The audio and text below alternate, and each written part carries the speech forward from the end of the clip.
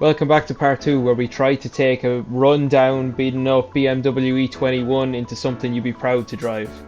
Let's get into it. Quick recap on last week's episode: we got the interior fully done and we got the engine to run.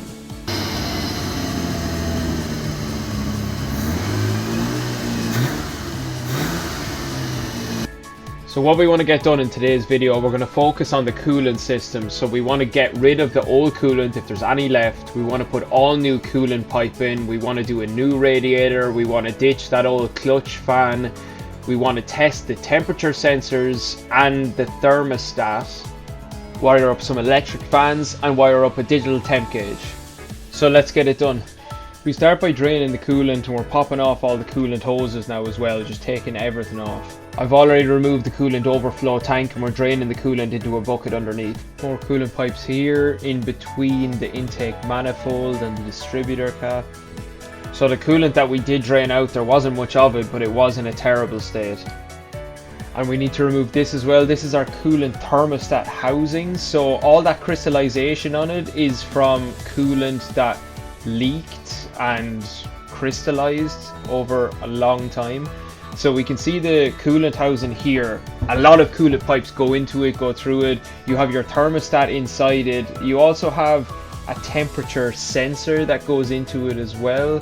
That red cap is for an old diagnostic port. We're making sure to remember any cable we disconnect, we know what it's for. So that's the cable for the temperature sensor in the thermostat housing. So now we gave the thermostat housing a bit of a wire wheel, try clean it up a bit, get all the dirt and crud off it. We can see why leaks happen around here. We've bad pitting where joints are, and old coolant pipes swell and expand. So this is just a picture of some of the old stuff off and some of the new stuff that's come. Mostly positive. This is the old one, this is the new one, so this is correct. This is the old one, this matches up with this, so that's good. But I accidentally got another one thinking this was going to be for something else, but no.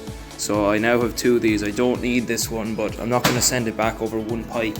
Exactly the same situation here. I got another one of these which I didn't need. But so I have a replacement for this one, have a replacement for this one, have a replacement for this one, which is great. I don't have a replacement for this one, but maybe I can work something out with that, I don't know. And then I need new hoses for these, but they're just fine.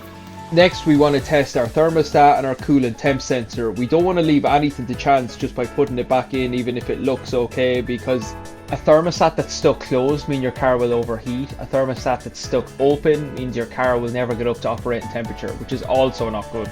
Okay, so we're going to show you how to test your thermostat here and also explain basically how it works. So how we test it is we get boiling water and then we immerse the thermostat into the boiling water, and after a couple of seconds we should see the thermostat open. How this works is there's a wax pellet inside the thermostat, and when the wax gets hot it melts and expands. The expansion pushes a small rod that opens the thermostat valve.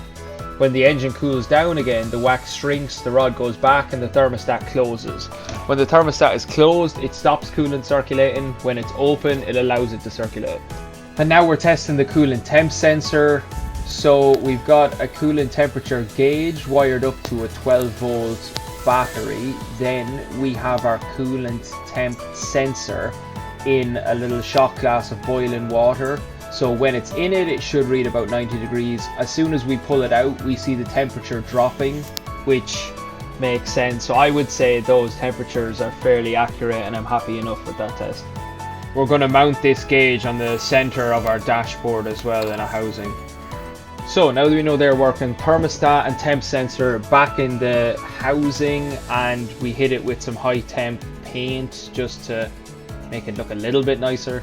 We're going to be adding electric fans, so we're going to need a temperature switch, and I figured we'll mount that in the thermostat housing is the best place for it. The temperature switch should turn on the fans once it hits a certain temperature. Where the coolant bleed screw is, there was a snapped bolt, so we had shaved it down, drilled a little hole, then hammered in a Torx bit and tried to get it out.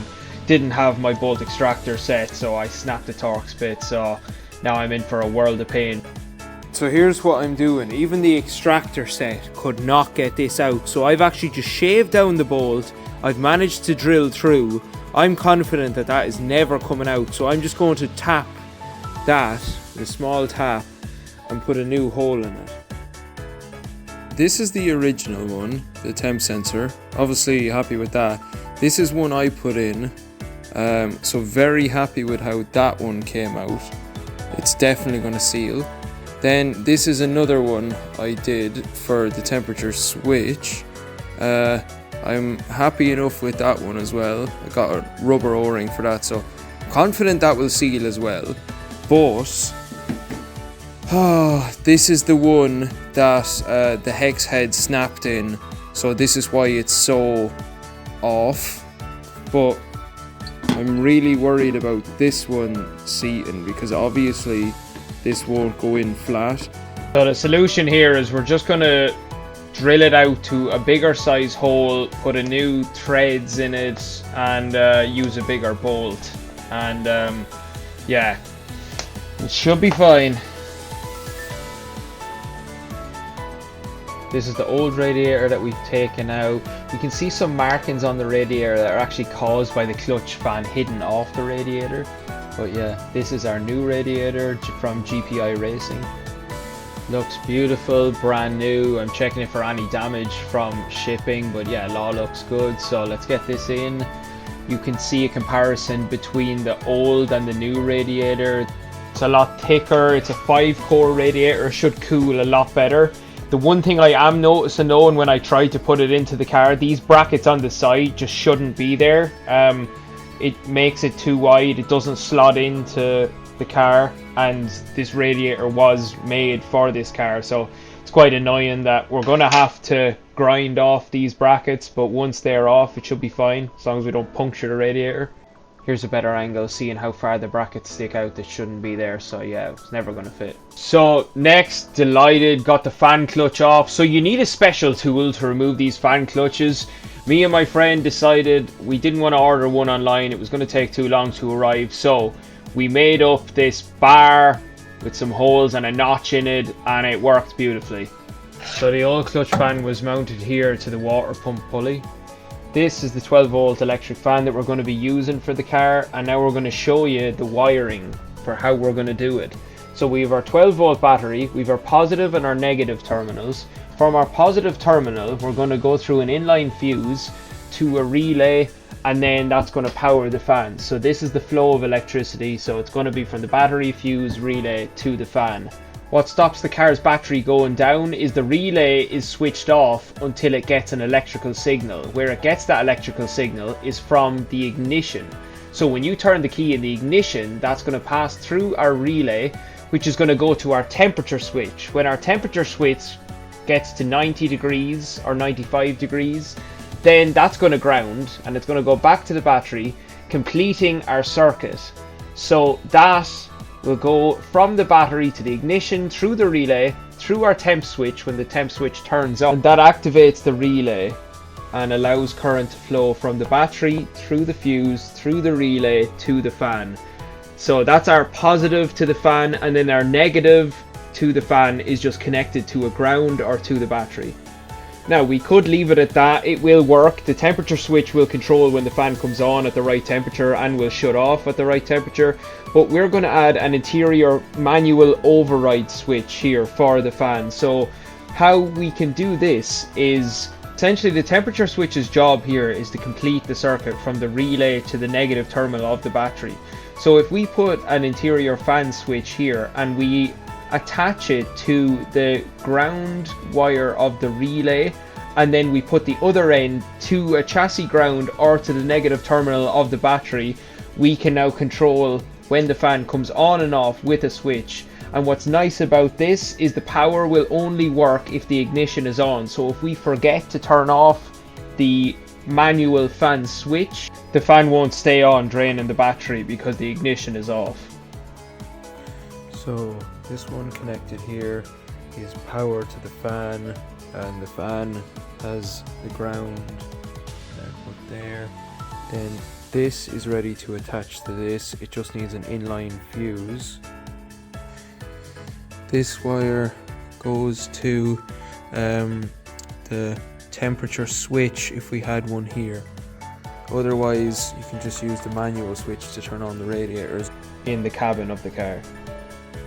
To show you guys from the thermostat housing side, so this is our new temp sensor. This will travel down this wire and go along here and into the cabin, and then that is what's going to power the gauge here. Then this is our new temperature switch. When this gets to 95 degrees, it's going to turn on the electric fans. When it drops to about 88 degrees, it's going to switch off the fans. So we don't need to manually turn on the switch. It's just if we want the car to run cooler, or for whatever reason we just want a manual override. Got the new radiator installed in the car. Even though this radiator was designed for this car, it didn't fit without moving the rubber mounts back because it's a thicker core radiator. Electric fan mounted to the radiator now to push air. I would have rathered it on the other side to pull air, but we just didn't have enough room in the engine bay, so this is what we're going with. So now, not only do we have our analog temp gauge here, we have our digital temp gauge here, which I've put into a housing that I just got off Amazon. We need another gauge to fill this one here. We'll see what we'll put into that. But so for right now, how we have this wired is we have the wire going to our temp sensor, and how that works is when the engine rises in heat, then the temperature sensor will go up in resistance, and this reads the resistance value of that.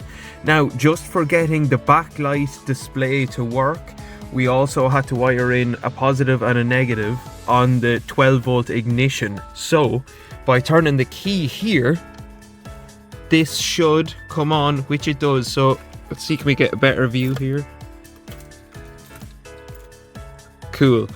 Now, next thing we did is down here we have our switch for our fans. So this is our manual override switch. So if we flick this on, we can turn on the fans. Now I want to show you with ignition off, if we switch this on, our fans will not turn on, which is good. Now if we turn our ignition on and we switch on our fans, you might be able to hear that kick on.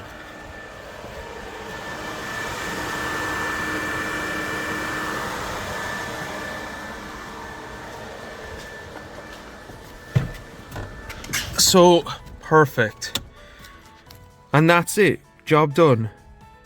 That's it for part 2. Don't forget to like, comment, subscribe if you enjoyed the video, and stay tuned for part 3.